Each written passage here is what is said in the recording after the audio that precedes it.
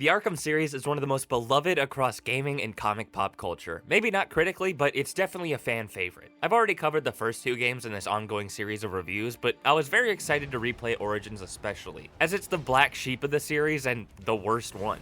This game came out in 2013, so be warned that there will be spoilers, and let's take a look at Batman Arkham Origins. It turns out that this game is a complete scam. You go to Blackgate instead of Arkham, and we only see one origin in this game, which is a flashback to before the game starts. Fraudsteady fooled us, 0 out of 10. Listen, it's really not that big of a deal, but I find it very odd that not only is there only one on-screen origin in this game, but you go to the only other prison in Gotham and never go to Arkham. Batman meets way too many people for the first time in this game. Joker, Deathstroke, Killer Croc, Shiva, Copperhead, Bane, Electrocutioner, who I'll give a pass to because no one cares about him, Riddler, Firefly, Deadshot, Black Mask, Penguin, Mad Hatter, and Barbara Gordon. He meets all of these people for the first time in this game, and none of their origins take place during this night. We don't see how Firefly got his burns, or Bane leaving Santa Prisca, or how Killer Croc turned into a big lizard. Weird-ass title aside though, I do like the majority of this game's plot, and after years of kicking clown ass, it was very refreshing to have a main villain in a Batman game we've never seen before, that being Black Mask. She was sending text messages to Roman Sionis about someone named the Joker. Fuck! Of course he's here! Why wouldn't he be? You can't tell a good story without him. We all know the Batman movies sucked ass until they shoehorned a bad actor in as Joker. As obnoxious as it is that Joker is the main antagonist in 3.5 of the 4 Arkham games, I do really like his plot. I like the Assassin's plot as well, but I feel like they should have gone with one or the other. I don't think they fit together all too well, and I think it would have been better if they just fully committed to one either way. But even though they're tied together pretty jankily, they each provide some fantastic moments, like Joker's reveal, his origin, the start of his obsession with Batman, and his ending. But there is a glaring issue that the story has that people often neglect, but not me. I'm here to ask the important questions that sites like IGN are too scared to ask. How the fuck did he set up a train track here? The Bane plot is pretty good as well, and has some great ideas, like Batman stopping and restarting his heart to defeat Joker, and WB Montreal showing Rocksteady how to roid up a villain the right way. And I think the reveal that Bane knows Batman's true identity and the Bat freakout that follows it are executed perfectly. At least on paper. It would have been so nice to actually be shocked by this and be confused as to how this connects to the rest of the Arkham timeline until the final Bane fight, but they just had to give it away. You know, way earlier in the plot, Batman mentioned something about Venom causing memory troubles, and that would have been enough setup. But no, they decided that right before the big reveal, they'd put in optional, interactable objects directly in your way that Batman will look at and say, wow, Bane hasn't figured out how to fix the memory issues. He has a bad memory. Given the proper Venom dosage and ass-whooping at the end of this video game that I'm in, he would almost definitely forget any critical information he's learned that I'm going to find out about in the next 30 seconds. Hey, what's on the computer over there? I do have a few small problems with this story, like how there are 2 of the Arkham patented parent flashbacks. The ending just sort of starts out of nowhere. It's painfully obvious that Alfred is gonna survive. The Deathstroke scene would be cool if it actually amounted to anything. And after Batman defeats Joker and doesn't kill him, he says this. Any one of my guys would have killed him. The city deserves better than that. Huh? The city would be better off with a mass murderer? Okay, Batman. I do like the main story overall though, and I think you'll really like this game if you stick to the golden path and put the game down immediately after that, which I'll get into later. I especially like how the story starts and ends in Blackgate. I think Batman resuscitating Bane was a great way to finally win over Gordon, and this game has some of the most cinematic cutscenes I've ever seen, which I really appreciate. But when it comes to the characters themselves, I'm a bit mixed. Some of them are written incredibly well, and others... ugh. I really like this younger and more aggressive Batman who has almost no control of his rage, but enough not to cross his line. He kicks the shit out of Killer Croc, but he still pulls him off the ledge. He fucking tenderizes the police officers going after the price on his head, but he still tries to cooperate with Gordon, an honest cop. Look at how he thrashes Copperhead. And earlier, if Copperhead hadn't stopped him, Batman would have raised Black Mask's pacemaker to 250 beats per minute. He drops Loose Lips off a building. Wait, how the fuck is a criminal with a name like Loose Lips still alive? He's still a myth, and uses that to his advantage in stealth situations and intimidation. And possibly the most important part of his character is that he is a fucking moron. Not only does he say that the city is better off with Joker alive, but he also says this at the penthouse crime scene. This crime took place days ago. The male victim is wearing a black mask. but I can't positively identify him as Roman Sionis. Dude, you just said yourself that this guy died days ago, and you just saw Black Mask at the prison hours ago. And one small thing that I hate is that he has that big argument with Alfred and lashes out on him, but he wins. Why does he get the moral victory? He's got a death wish and he's right? It would have made the potential Alfred death more emotional if he was in the wrong. They did write most of the characters generally well though, and nailed the broad strokes. Bane is a great tactician, which is something they completely forgot about in Asylum, so it's nice to see that here. And Brandon is completely hateable, which is what they were going for, so good shit. I really like how hesitant Gordon was of Batman at first, and I think the best written character in this game is the guy I was hoping wasn't in the game, the Joker. He's such a menace, bro. Why did he have to kill my boy Lester? He's just like me, man. All he wanted to do is play games on his phone. Come on. His laughing gas is terrifying. His complete lack of self-preservation is hilarious. I love how he speaks in a way that makes Harley think he's talking about her during his psychiatry session. And I think it was brilliant how they made Joker completely indifferent about Batman until he saves him. One of the most obnoxious things Batman fans say is that Batman and Joker can't exist without the other. Shut the fuck up. You can argue that Joker needs Batman, but Batman's life would be so much easier if Joker just croaked. Anyways, seeing Joker not care about Batman and try to kill him is fantastic, and it's when Batman saves him, a homicidal maniac, that he realizes there's something different about him. He even puts a gun to his own head as one final test to see if Batman will really save him. And the evolution of this dynamic is only accentuated by the amazing performances of Roger Craig Smith and Troy Baker, who are, in my opinion, more than worthy successors for these characters. The character designs, though, are absolutely stunning. I love Joker's dark purple outfit with his deep green hair. Bane looks much less like an S&M gimp, but, you know, still a little freaky. And the younger, less experienced Batman using more armor on his suit is a great detail. The suit looks like it has the same concept as the Dark Knight suit, except that they made it look good this time. But this game's character models and the whole game honestly looks much more like a video game than the last ones. And I kinda like it. Asylum and City had a more comic book feel to it, but Origins is a 2013-ass game for sure. And with the Joker's origin flashback, this is the most artsy entry in the Arkham franchise, which is a welcome surprise. And I'd quickly like to note that the music in this game might be the best in this series, which is saying a shit ton. This series has notoriously good music, but the winter setting brings with it a Christmas feel to the music, which enhances its very cinematic cutscenes, like when Carol of the Bells plays during the Joker reveal. Before I get into the gameplay of Batman Arkham Origins, I'd like to get into the game's technical performance. I did encounter my fair share of problems, like right here, Batman's cape glitched, there was a goofy-ass animation glitch during this stealth encounter, the game wouldn't let me walk on the beam here, and there was some bad graphical pop in here. Those might be excusable though, as I played this game on my day one Xbox One, which shows this screen for literally 3 minutes when you turn the damn console on as it loads its dashboard that changes every 3 months.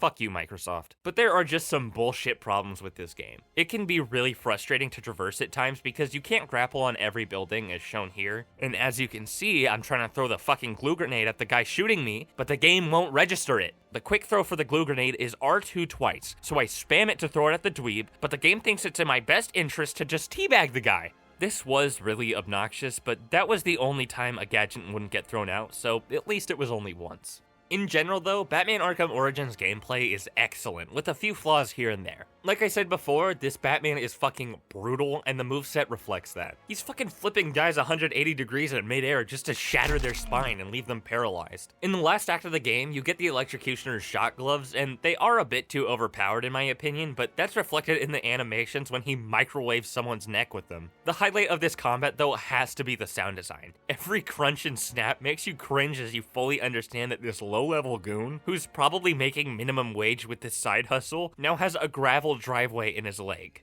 But I do like the variety in the different types of goons you fight. The Venom enemies are a nice addition and prepare you for the future Bane fights, and the martial artists actually engage your brain. Usually with the enemies you fight, the difficulty is in juggling them, even if they have a riot shield or knife. So it's nice that there's an enemy that actually fights you instead of waiting their turn to throw out a weak punch and get countered. And this combat is presented in one of the best tutorials I've ever seen in a video game. You learn so much information in this opening mission alone. It's really refreshing, as the other games in this series usually spread the basic information over a couple of missions, and it takes a while to fully get into the meat of the game. The stealth in this game has improved a lot over City as well. It can be a little too easy at times, times, but the Disruptor and the remote grapple gun are two of your biggest assets in stealth encounters, the grapple gun especially. I really like creating my own opportunities in stealth instead of waiting for them to pop up, so using the grapple gun to create smoke by bashing a canister into someone or creating a tightrope between two gargoyles is really fun, especially considering that one of the best additions to Spider-Man 2 was creating a web above your enemies, so I was pretty impressed by the prototype version of that in a game that came out a decade earlier.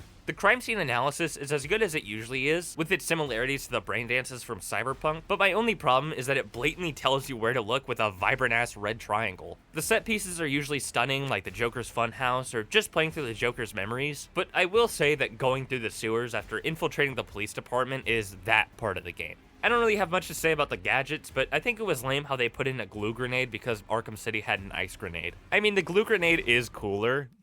Not literally, of course. Looks like a match for your globular projectile for non-lethal restraint. You mean the glue grenade? Indeed. The resin has finished curing. Oh shit, that's made of resin? Yeah, you're not getting out of that. The boss fights in Origins are absolutely fantastic. For the most part. Obviously, the Deathstroke fight is untouchable. The Firefly fight had great visuals and served the same purpose Mr. Freeze did in City, where it's like the final exam to test all you've learned before the game ends. And I adore how you play through the perspective of the news helicopter footage right before the Bane fight, which is great in itself. But the Copperhead fight is honestly one of my least favorites in the series, though. It starts out with this bum-ass Mysterio hallucination, and all you do is just fight multiple of her at the same time. But all the pain of that lame-ass fight is soothed by the amazing Electrocutioner fight. He really put me through the ringer, and it took me way more tries than I care to admit, but once I finally beat him, it was one of the most exhilarating feelings of my life. I do not want to hear another Dark Souls player bitch and moan about hard bosses until they've gone 12 rounds with Lester Baczynski. After finishing the main story of Batman Arkham Origins, I was ready to give this game an 8.5 or 9 out of 10. I really loved it. Yeah, it has some flaws, but I adore some of the decisions WB Montreal made, and I never really understood why it was the most hated in the series. But I made one fatal flaw that would change the way I looked at this game for the rest of my life. I kept playing. And if you heard that and think that I mean that the post-game content and side missions are shit, pump the brakes, because we'll get there. Getting there is gonna suck, because getting anywhere in this video game sucks a truckload of ass. Don't get me wrong, Gotham looks fantastic in the winter, especially Jezebel Plaza and the hotel, and of course, they kept the big ass moon. But this map layout seems intentionally fucked, and I feel like they knew that because this is the only Arkham game with fast travel. It's basically a third of the Arkham City map, but with a new area added to the bottom, and those areas are separated by the longest bridge in human history. It takes forever to get across it. And there are so many buildings that either cannot be grappled onto, or the grapple gun takes way too long to register, or there are armed goons on the roof. It really isn't that big of a deal when you stick to the golden path, but when you're bouncing between side mission objectives, it becomes painfully obviously how bad this map sucks. And that is especially true when there's a specific side mission based on traversal. That is right, ladies and gentlemen, I just pulled the slickest transition of all time because we are now talking about the side missions. They blow. And I want to take a moment to extend one giant middle finger to Anarchy. This is definitely one of my least favorite side missions in this entire series, as each Anarchy mission, except for the finale, is about going from one side of the map to the other under a certain time limit. And mind you, that time limit is very generous. It is not difficult in the slightest, but it's just...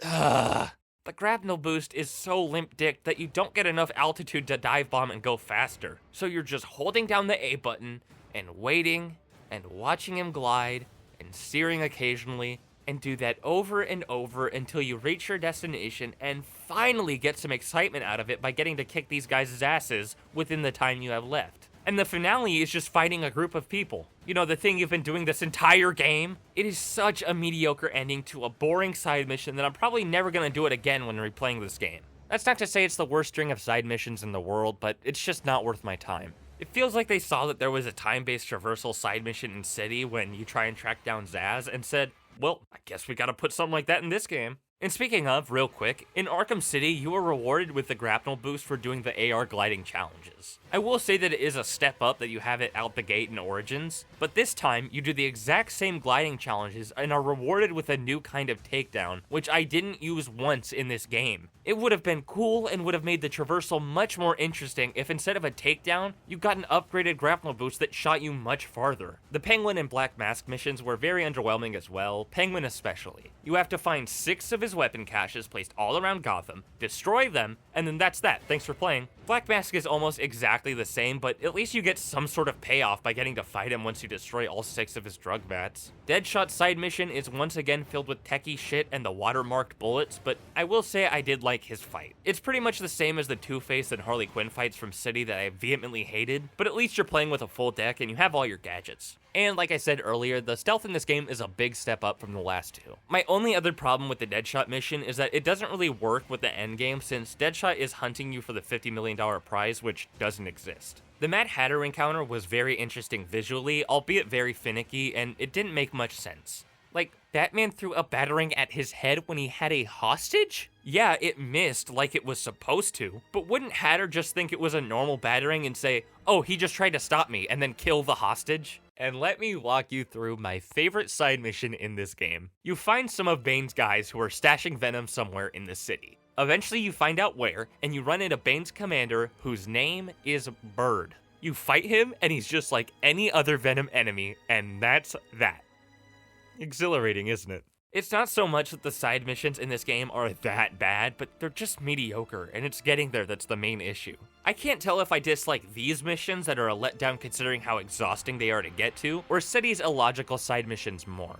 I feel a bit conflicted on what score to give the game, especially in relation to the others. I definitely think it's better than Asylum, and it might be worse than City, but I can't tell if I like Origins or City more. But the difference between how much I enjoy these 2 games is negligible enough that I feel comfortable giving Origins the same score of 8 out of 10. I know that may be a shock to a lot of people, given how much hate this game has gotten over the last decade, but if you'd like to hear my full thoughts, I will be making a video ranking these games once I'm finished with the series, so stick around for that if you're interested. The next game I'll be reviewing in this series is Batman Arkham Origins Blackgate for the PlayStation Vita, which only takes place in Blackgate.